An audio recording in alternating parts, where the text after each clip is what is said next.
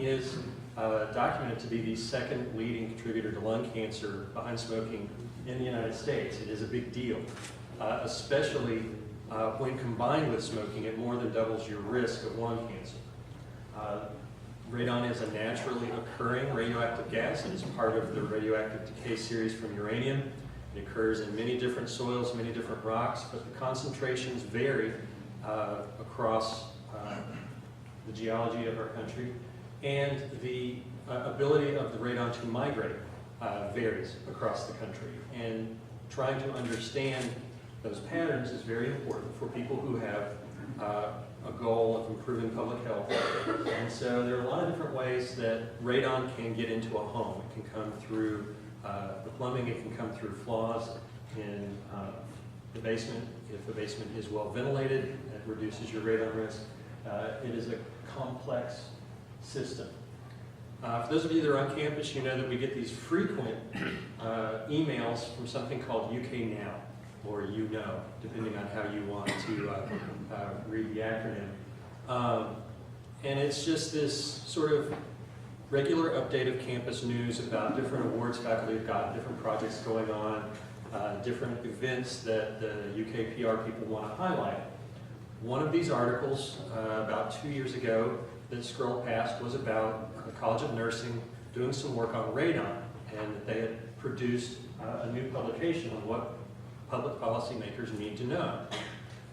We thought this was interesting. We explored that, and we found that a lot of their information was county-based, which is fine, but as the geologic mapping section, we're very aware that the geology of a county can vary quite widely over short distances. And so to redline certain counties with this approach might be unfair to certain homeowners versus other areas that might not be getting concerned in some of the medium counties, et cetera. So we felt like there was a better way to display and illustrate radon potential.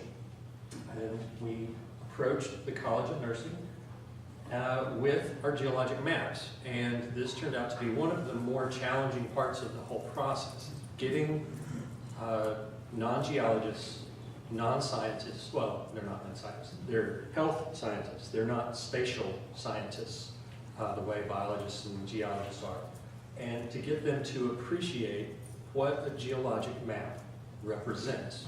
The complexities, the sophisticated portrayal of Earth materials is not something they had a background to really appreciate, but they listened and they got it. We started with a county demonstration. They had done a recent project where they had collected a lot of radon data in Boyle County, and they already had that information and they shared it with us. And we turned around, put it on a geologic map, gave it back to them, illustrating how different geologic units had different radon characteristics based on just their data set, which was, they admitted, even a limited data set. This sold them, and they went out and got us funding. They went and pursued some funding to do a statistical study on radon potential in geologic formations and how that connects to lung cancer risk, and published this in the Journal of Preventive Medicine. This is, the citation's almost complete. It's in their online version now. But the basic idea was that we take the stratigraphy. We have detailed geologic mapping of 1 to 24,000. We can take some of those map units and group them together because of their similarities of composition that we know. So we went through a target area and grouped the stratigraphy and looked at the radon locations, which were not evenly distributed. They were scattered where population centers are. But there were enough points on enough of the map units that we could start to say something. Now, this data set came from some information that MC Noger and John Kiefer, I saw John here earlier, they collected this years ago. They connected a body of radon measurements that the state had. They connected geologic information based on its location, and then it just kind of sat there. Nobody did much with it.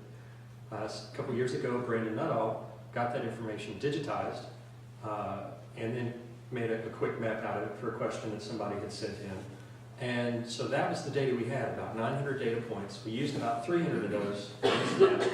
And what we were able to do is show that, and don't try to understand this, the point is the statisticians were satisfied and very convinced that there was indeed a statistical reality to the variation of radon across these geologic units. And so we were able to make a draft radon potential map to illustrate to them that different areas of the state have a different potential radon risk. This isn't saying this is the absolute radon coming out of the ground. It is saying that these are the areas that have more or less potential for radon. A poorly designed home can still super concentrate radon in one of these low potential areas. And a well-designed home can have very low radon measurements in one of these high potential areas. So the home itself has a lot to do with the outcome for people. 300 points doesn't do the job. So again, the College of Nursing people went out on our behalf and got us funding and acquired for us a data set of 60,000 plus in-home radon measurements statewide, representing every county. We have almost every little geologic polygon in the state represented here. Again, it is concentrated in the populated areas because that's where the homes are, that's where they're collecting. But when we go to the statisticians and say, do we have enough points on enough of these units, they're quite satisfied with the end values that we get looking at this. So going forward, we're going to be making more of these county maps like we did the prototype for Boyle County. We're going to be looking at Boone, Estill, Fayette, Boyle, and Warren using this new data set, the information from this new data set, to make some county scale radon potential maps that the local public health people can then use to target public education and other data collection efforts for their work. So the focus of this project has been very successfully to get the public health people to appreciate the geology behind radon potential, and that there is a geologic basis for it and not a political boundary basis for it. There's still a lot of work to do, and this opens up avenues of inquiries for some really good, detailed, on-the-ground science. This large data set gives us a huge opportunity, and it opens some questions.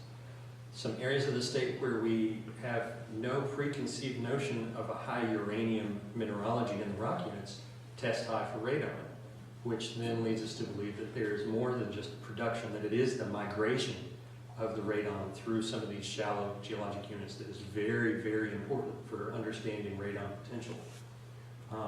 And that a better understanding of the entire life cycle, if you will, of radon is very important.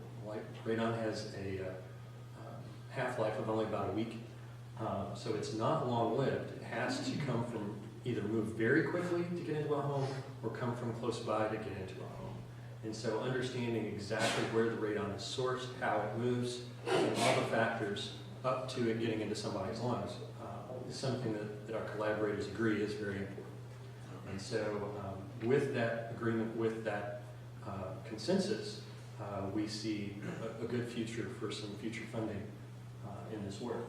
So with that, I had a schedule. Thank you very much. Do y'all have any questions?